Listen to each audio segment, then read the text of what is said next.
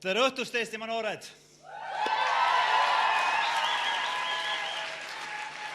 Tõelist nelipüha õnnistust, Eestimaa televaatajad! Mul on hea meel olla siin noorte piiblipäevadel.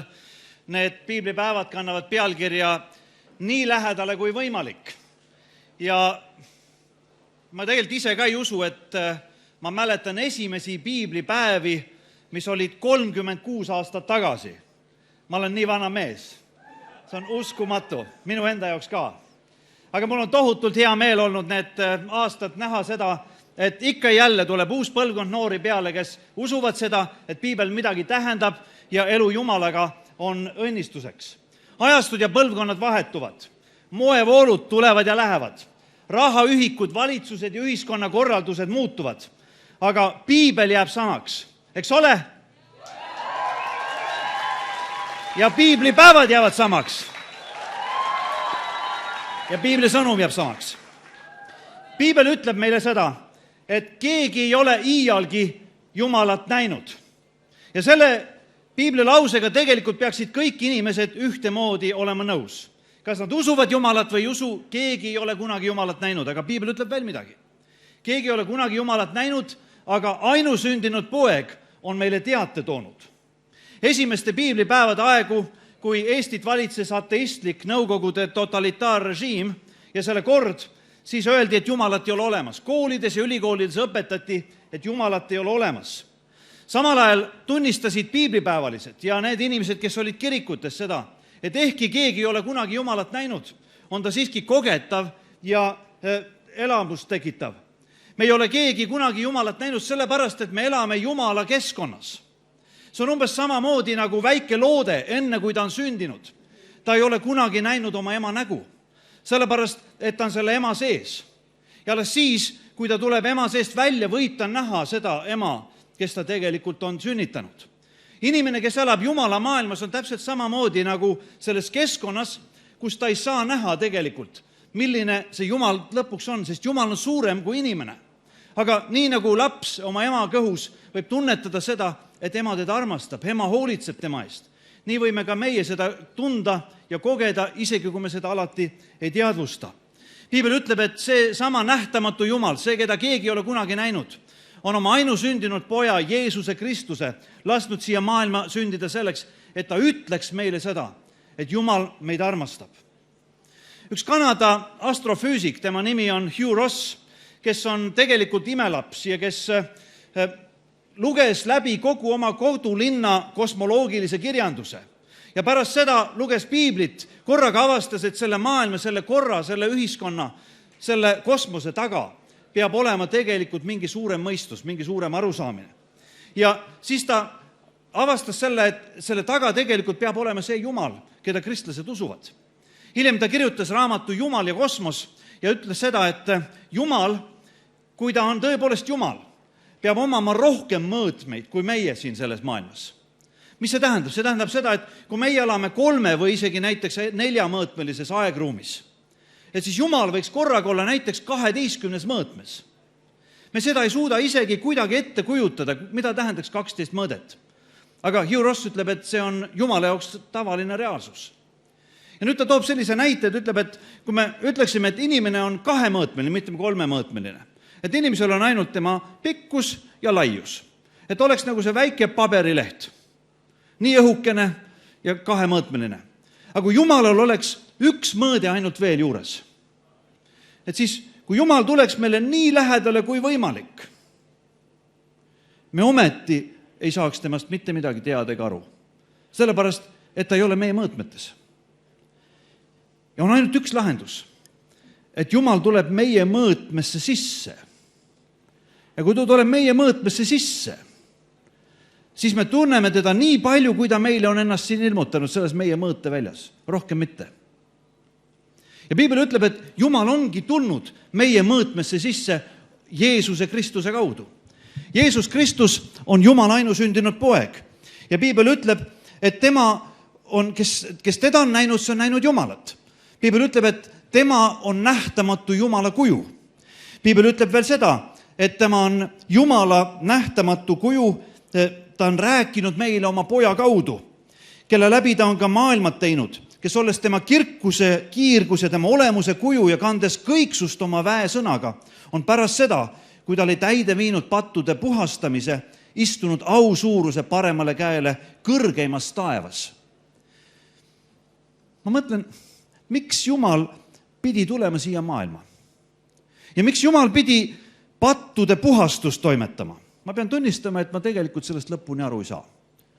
Ja ma pean tunnistama ka seda, et ega me vist keegi lõpuni sellest aru ei saa. Millest me saame aru on see, et me oleme ekslikud ja me oleme pattused inimesed. Aga Jumal, kui ta on tõepoolest Jumal, siis ta peab aru saama rohkem kui meie. Tegelikult, kui Jumal on tõepoolest Jumal, siis ta peab olema üleüldse üle meie mõistuse Jumal. Sest et muidu valitseks meie mõistus seda maailma, mitte Jumal. Aga kui Jumal on üle mõistuse Jumal, siis see tähendab seda, et tema valitseb ja tema teab rohkem kui sina ja mina. Mida Piibel veel ütles, oli see, et Jumal on armastus. Ja tegelikult on ka armastus üle mõistuse nähtus. Armastust ei ole võimalik loogikaga lõpuni seletada. Kui Jumal on armastus, siis ei lähtuda alati meie ratsionaalsest loogikast, vaid isiklikus suhtes sinu ja minuga. Ta igatseb sinu ja minuga isiklikku kontakti. Ta tahab meile kinkida midagi, mida ainult tema saab. Ja nii tuleb ta meile nii lähedale kui võimalik oma poja Jeesuse Kristuse kaudu. Ja Jeesus isikust astus siia maailma inimese näol, ta astus meie mõõtmesse, ta sai kogetavaks nii nagu meie inimesena. Ta elas, ta tegutses, ta kõneles, ta kannatas ja ta suri. Aga ta tõusis surnuist üles ja läks selle au suuruse paremale käele kõrgeimas taevas. Kõike seda ainult ühel eesmärgil, sest ta armastab sind ja mind. Ta otsib meiega isiklikku suhet ja ta on tulnud meile lähemale kui keegi teine.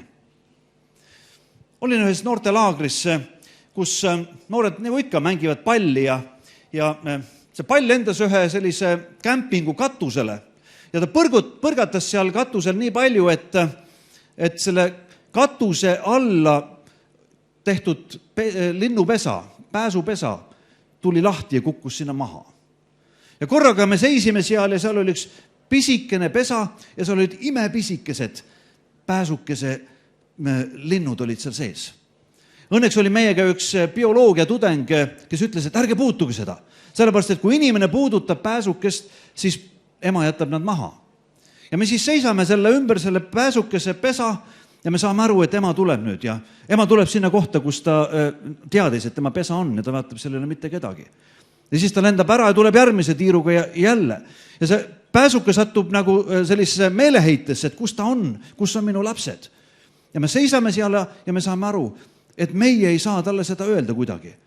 Me püüame talle viibata, aga ta ei saa sellest aru. Ja siis ainukene asi, mis ma mõtlesin, oli see, et kui ma saaksin kuidagi minna pääsukesena sinna pääsukeste keskele, siis ma saaksin talle öelda, et vaata, siin on sinu pojad. Ja seda tegi Jumal tegelikult, kui ta tuli inimesena inimeste maailma, meie keskele. Sellepärast, et ta ütles, et meie oleme Jumalale tähtsad ja me saame tänu Jeesusele sellest aru. Piibel ütleb, et me oleme palju tähtsamad kui linnud. Jeesus ütleb, et eks te olete palju enam väärt kui nemad, taevalinnud. Piibel ütleb, et Jumal on armastus. Ja Jumala armastus meie vastu on avalikuks saanud selles, et Jumal oma ainusündinud poja on läkitanud maailma, et me tema läbi elaksime. Saksa matemaatik ja füüsik ja astronoom Karl Gauss, kes valiti paarsada aastat tagasi ka Tartu Ülikooli professoriks, tema on öelnud ühes oma raamatus niimoodi, et see maailm, milles me elame, on tegelikult Jumala unistus. Ja me elame Jumala unistuses. Aga see maailm lakkab eksisteerimas sellel hetkel, kui Jumal otsustab, et enam ei mõtle meie peale. Kui me elame Jumala keskkonnas ja Jumal unistab meist, siis tänu sellele, et Jumal jätkuvalt mõtleb meist, oleme me olemas. Tänu sellele, et Jumal jätkuvalt unistab sinust, oled sa täna siin. Piibel ütleb, et Jumal unistab meid ikkagi. Jeesus ütleb, enne kui ta oma ristisurmale läheb, ma ei jäta teid orbudeks, ma tulen teie juurde. Jeesus tuleb meile lähemale kui keegi teine. 1982, sellest on üle 30 aasta tagasi, ühel õhtul ma kogesin seda, kuidas Jumal astus mulle lähemale kui kunagi keegi teine. Ma olin oma elus jõudnud tupikusse, sellisesse segadusse, kus ma sain aru, et ainult Jumal saab mind välja päästa. Ja ma käisin mööda tühja Tallinna vana linna ja ma ütlesin, Jumal, kui sa oled kuskil olemas, Jeesus Kristus, kui sa tõesti oled päästja, astu minu ellu. Ma läksin oma koju tegin piibli lahti, istusin oma laua taga ja lugesin ja korraga ma tunnen, et ma ei ole seal ruumis üksi. Ma saan aru, et Jumal on lähenenud mulle. Ma vaatasin mitu korda selja taha, et Jumal, kas sa oled siin, aga ma ei näinud kedagi, aga ma tundsin, et on seal. Ma panin põlved maha, ma ütlesin, Jumal, kui sina oled tulnud minu juurde, siis ma avan oma elu sulle. Ma tahan täielikult anda ennast sulle. Ja sellest hetkest peale midagi muutus minu elus. Ma julgen nimetada ennast kristlaseks alates sellest õhtust. Ja see elu on olnud õnnistus koos Jumalaga. See on see, mida ma tahan soovida sinule ka, sest Jeesus Kristus on astunud meile lähemale kui keegi teine. Ta on tulnud nii lähedale kui võimalik. Jumal armastab meid tohutult palju. Ja sellepärast on ta astunud meile nii lähedale kui võimalik. 4 pühad, mida sel pühapäeval tähistatakse, ei ole mitte ainult kaskede tuppa toomise päev. Ei ole mitte ainult selleks 4. suureks pühaks kiriku aastas, vaid see kinnitab meile seda, et Jumal astub meile nii lähedale kui võimalik Jeesuse vaimus. Piibel ütleb, et Jumalat ei ole keegi kunagi näinud, aga sellest me tunneme, et me püsime temas, et ta on meile osa andnud oma vaimust. Ja me oleme näinud ja tundnud seda Jeesuse Kristuse kaudu. Jeesuse vaim ei ole paha vaim. Jeesuse vaim on püha vaim. Ja Jeesuse vaim on Jumala armastuse, Jumala pühima armastuse vaim. Meie looja teeb ennast meile tuntavaks, kogetavaks, vastuvõetavaks sellega, et ta on astunud Jeesuse vaimus meile lähedale. Kristlik kogukond on see osaduskond, see organism, see orgaaniline inimkooslus, kus korraga saab nii inimlikult kui jumalikult kogetavaks see, et Jumal meile läheneb. Jeesus ilmutas meile Jumalat ja püha vaim teeb selle tuntavaks ja kogetavaks ja vastuvõetavaks. Kui sa täna oled siin või sa istud televiisori ees ja sa tunned, et midagi imelikku on nagu su südames toimumas, sa tunned, et mingisugune imelik puudutus, mingisugune teine tunne on sinu sees, siis see võib tähendada seda, et Jumal on astunud selle lähedale.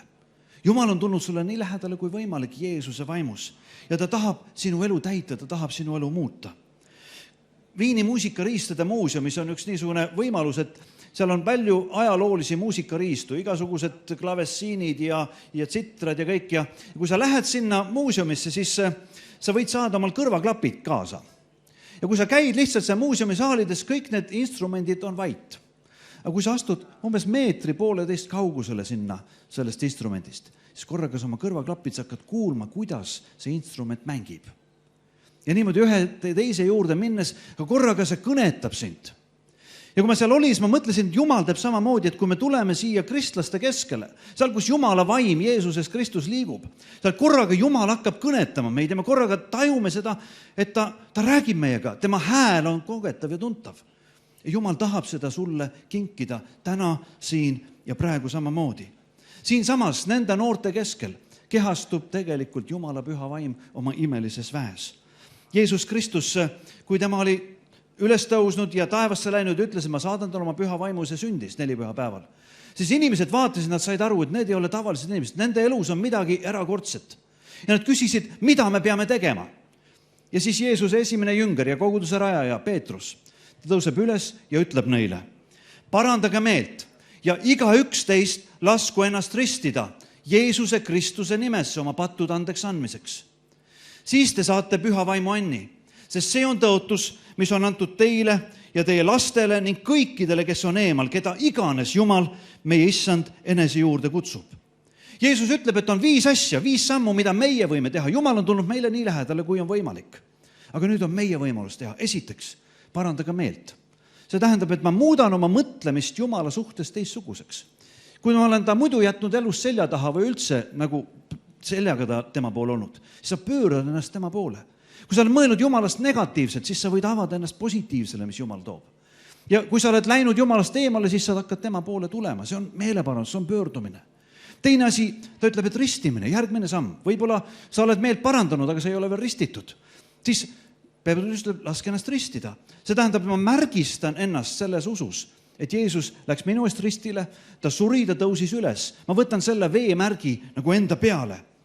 Kolmandaks, pattud andeks andmine. Teate, me kõik teeme pattu, isegi pastorid patustavad. Piibel ütleb, kõik on pattu teinud. Aga ta ütleb, et kui me oma patud tunnistame, on tema ustav ja õige nõnda, et ta annab meile andeks meie patud ja puhastab meid kogu ülekohtust. Kogu ülekoht, kõigest, mis sa oled võinud teha. Ja kui sa täna tunned, et midagi on su südame peal, sa võid täna öelda Jumalale, anna mulle andeks. Ma vajan seda andestust. Ja on 2 asja veel, mida Peetrus ütles. Püha vaimu and ja see tõotus, mis kuulub järgmistele põlvkondadele. Püha vaim teeb Jumala meile elavaks, Jumala kogemuse meile elavaks. Ja see sünnib, see püha vaimu anni vastuvõtmine, kui me palume, kui me usume ja usaldame, et Jumala suhe on elav suhe, elava Jumalaga. Jumal ei ole mingi teoreem, mingisugune valem lihtsalt kuskil selle maailma taga, vaid me võime isiklikult suhelda temaga kui mina ja sina. Ja viimane asi, see tõotus antud kõikidele põlvkondadele. Mul on nii hea meel täna näha nii palju toredaid noori inimesi. Teie põlvkond vajab täpselt seda sama tõotust. Seda, et Jeesus Kristus on päästja ja et ta on kogetav ja vastuvõetav Jeesuse Kristuse vaimus. Sinu küsimus täna on, mis on sinu järgmine samm? Meeleparandus, ristimine, pattude andeks saamine, püha vaimu anni vastuvõtmine või selle tõotuse edasiandmine oma põlvkonnale. Ma kuulasin täna hommikul siin samas saalis Kaur Paldre tunnistust ja mõtlesin, et elu on nii kummaline ja huvitav. Noormees, kes tunnistab sellest, et kui Jumal tema ellu tuli, siis ta muutus täiesti teistsuguseks. Ta hakkas tõsiselt võtma teisi noori enda kõrval. Ta on täna koguduse noortejuht, hoolib ühiskonna noortest. Siis ta tunnetas seda, et oluline on see, et ta õpib paremini Jumalat tundma ja Piiblit tundma, ta läks usuteadust õppima. Siis leidis ta seda, et ta tahab abielluda ja armastada oma abikaasat nii, et nende elu on kogu elu. Ja siis nad otsustavad enda lapsendada lapse. Noored inimesed otsustavad võtta kellegi, kes muidu jääks orvuks. Mulle meenus natuke üle 30 aasta tagasi üks samasugune õhtu umbes nagu täna. Oli ka noorte bänd ja mõned noored astusid üles ja rääkisid oma usust ja elust. Ja seal olid ka mõned muusikatudengid ja muusikaõpilased, kes olid tulnud, mõned kristlased olid kaasa kutsunud ja seal oli üks neiu. Ta oli esimest korda kirikus. Ja ta ütles, et ta tuli siia kirikusse täiesti ateistina. Ta ütles, et ma ei uskunud, et Jumal on olemas, ma isegi ei kujutanud ette, et selline asi võiks olemas olla. Aga kui ta kuulas nende noorte muusikat ja tunnistust, siis ta ütles, et midagi läks nagu lahti korraga tema elus. Ta sai aru, et miski või keegi peaks olema nagu üle tema ka selles maailmas. Ta ütles, et esimest korda ta tabas mõte, et Jumal võib olla reaalsus. Ja siis ta mõtles, et ma pean midagi tegema ja kui see õhtu hakkas lõppema, siis talle öeldi, et sa võid tulla ka ja võtta oma elus selle otsuse vastu, et sa võtad selle Jumala oma südamesse. Ja ta astus selle eestpalve kutse peale välja ja läks ja ta ütles, et tal läks nagu lahti, nagu munakoor oleks ümbert ära tulnud ja ta läks vaadanud esimest korda tibuna oma ema. Ta ütles, et ma nägin, et Jumal on olemas. Ma sain aru reaalselt, et ta armastab mind ja ma võin koos temaga elada. See inimene sai ristitud. Ta leidis kogudusest omale kristliku abikaasa ja nende poeg, kes sündis, tema on Kaur Paldre.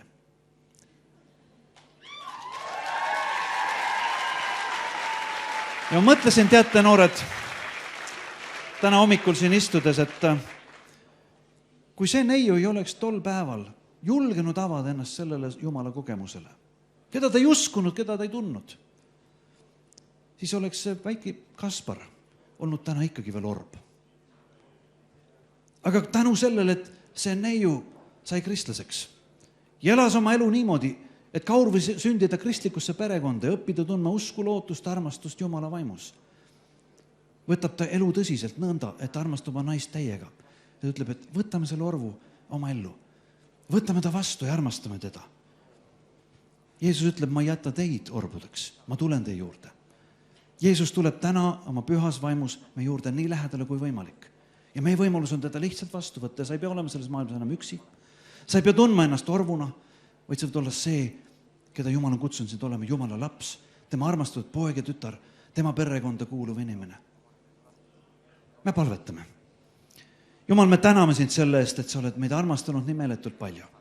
Me täname, et sa astusid sellesse maailma selleks, et meie võiksime sind kogeda. Me täname sind selle eest, Jumal, et sa oled siia maailma tulnud sellepärast, et me võiksime sind leida oma isikliku isana, et me võiksime kuuluda sinu perekonda. Issand, ma tänan, et sa tegid seda minu elus. Kui ma lugesin Piiblit ja olin oma elus tupikus ja sa astusid minu elu tuppa, nõnda, et ma sain aru, et ma ei ole üksi seal enam, et sa oled seal minu juures. Aga Jumal, sa näed meid kõiki inimesi, nii neid noori, kes on täna siin selles saalis, kui ka igat inimest, kes täna vaatab televiisoris seda ülekannet. Sa näed meie elutuppa, sa näed meie magamistuppa, sa näed meie tahatubadesse. Jumal, sa tead, mis toimub meie südames oppides. Aga me täname, et sa meid armastad. me täname, et sa ei taha, et me jääme sinna pesast välja kukkunud linnupoegadena maailma, vaid sa ütled, ma ei jäta teid orbudeks, ma tulen teie juurde. Jeesus, me täname, et sa oled tulnud oma vaimus meile nii lähedale kui võimalik. Aita meil astuda omapoolne samm.